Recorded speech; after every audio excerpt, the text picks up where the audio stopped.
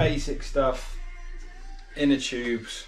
Time and time again, what I see on a daily basis is people don't know how to repair their own or change their own inner tubes.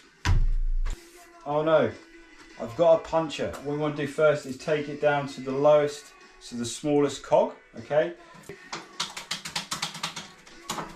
Essentially, so it's at its lowest tension on the mech. Now if you have a clutch, turn your clutch off. That's going to allow you to be able to get this wheel out. So now you can see the jockey wheel moves a bit more. Cool. So go ahead and take the wheel out in whatever way that is. If you've got a Maxwell, just undoing that, lefty loosey, righty tighty. This one's still a skewer. So we're going to twizzle one end until it's kind of opens up, and then it should eventually, there you go, come out like that. Okay, so that's the wheel out. We need to find out where the hole's coming from. Now, it's an inner tube, so we need to take the inner tube out first. This is a pressure valve, so take that little ring off first. And now what you're going to do before you do anything else is take it away from the bead, all right? So that means pinching it. You see, I'm taking it away from the bead here. Do that the whole way around. I've not even introduced the tie lever yet. Just take it away from the sidewalls. So now if you want, now you can grab the tie levers. Line it up with a spoke first. Put the tie lever in, pull that over, and you see there, that hook's in place. Put another tie lever in, and pull that over, okay? You see it's starting to loosen off a bit now.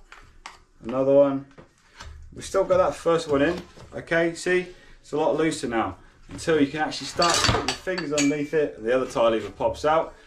Just bear in mind, stop if you're on the trail, grab that tie lever before you continue, because you don't want to lose those. You always want to have two, all right? Now tie levers to the side, because you don't need those anymore. We're just going to take the tyre away from the wall of the rim, all right? Cool, easy like that.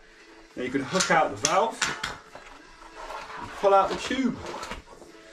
But before we do anything else, now start with, we need to find out where the hole was created or if there's anything left in the tyre.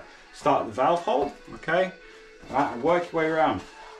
Put your fingers inside, feel inside the tyre, right? If there's a thorn that's gone through there, you want to make sure we go around the whole of the inside of the tyre just to check, right, if that thorn's still in there. Because if it is, we can see it and we can push it back out. Because there's no point fixing the inner tube, put it back in the tyre, and then it blows another hole. Find out where the air is leaking out of it. Get a few pumps, all right, until it's kind of inflated. This is going to be enough. It doesn't have to be massively over pressurized, just enough so we can start just moving around, start finding out where that hole is, right? And bring it to my ear, so I want to be able to hear where it be, the air will be leaking out of. It'll be like a hiss kind of sound. You can to your cheek as well, because you'll be able to feel the air coming out too. Go all the way around, right? Chances are, if it wasn't a thorn and you're mountain biking, it might have been a snake bite, okay? Snake bite is where the two sides pinch together and it creates this kind of fanged kind of snake bite imprint in the tyre, and in the inner tube, sorry. If that's the case, honestly, the best thing to do is to always carry a spare and just throw the spare back in. Right, if you don't have that luxury, you want to be very careful, because when the snake bite is on the inner tube, it's quite difficult because you have to put a patch quite close to each other and it may fail. Because if you are using glued patches, you know, God help you, that's a pain. Self-adhesive patches, right? Those are the ones you're going to get. Comes with a little bit of sandpaper. You buff that up, right, just to get the surface area just roughed up a bit. Allows that sticky tab to bond to the inner tube itself. Now you just then whack that straight on there. If you are somewhere there's moisture in the air, be careful, those won't stick as well. You want to dry it off completely, get yourself undercover to patch that up if you can. Stick the patch on, hold it there for a while, right? And then you want to test it. Okay, so once that has sealed enough, just pump a bit of air in it, not a massive amount of pressure, don't need to worry about it too much, just enough. And you can start hearing it. Okay, has it held? It's good. Then take the air out enough so it's got some shape. All right, so even if you've just replaced it with a brand new tube, right, fill that up, give it some shape. It's going to make it way easier to put it into the actual tyre again, and it also prevents you from folding it in there and causing it to pinch when you go and inflate it again. Find the valve hole, pull back the tyre, right, just drop the valve straight in and pull that back over the top like that, fold it in. Then tuck the rest of the tube in. We're going to just put this the valve ring back on loosely, not super tight, just enough so we know it's there, right? Just tuck that inner tube behind the rim. All right, this is before we're even going to start putting any of the sidewalls of the tyre in. Just tuck it right behind the rim in. All right, and this valve is still presented like this. What I do is I push it up, okay, tuck it in a bit and then pull it down, because on the inner tube itself, right, you've got the valve. Where the valve is, right, it's a thicker piece of rubber just under here. Now, if that's not seated correctly, as like this, you got to pump it up, that could actually rupture and then blow up. Now you can tighten up that valve ring just until it's set. Right? Not super tight, just enough so it's holding it, so we don't want this inner tube to move in and out around the tyre. Okay, so go around the tyre now. You start folding it in. Right, see, I can do this hand tight. I'm not using tie levers just yet. Now, you can actually put this back on without tie levers, so it gets a little tighter down here. Right, that's because it's stretched out. We need to actually relieve this a bit more. Go back around the tyre as you would do with push core, pinch it back in, and you'll start finding that you've taken out a bit of slack. Again, a little bit more. Go around again, and again. I'm not using tie levers yet. All right, let's see if we can get this whole thing on without using tie levers. Pinching it, bang. Right, the inner tube is seated in the tyre, not had to use tie levers to put it back on, okay?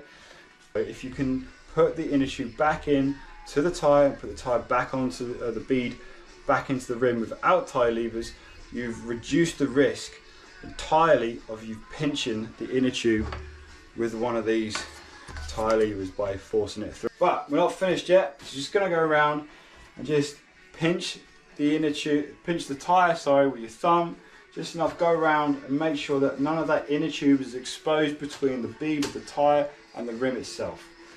Once you're happy with that, you've done your checks, good, we can start putting the air in. All right, open the valve up, pop it. All right, quick pop. That's the one thing a lot of people don't seem to do as well. Okay, you want to be watching the whole of the bead itself. Okay, keep your eyes on it. For some weird reason, right, you've gone around, you've done your checks, but it's still, the inner tube is still rupturing from the sides. You can quickly pull off the pump and let all the air out quickly, right, and then reset it. We want to get this bead, okay, to be even the whole way around. All right, I'm up to pressure. All right, take the head of the pump off.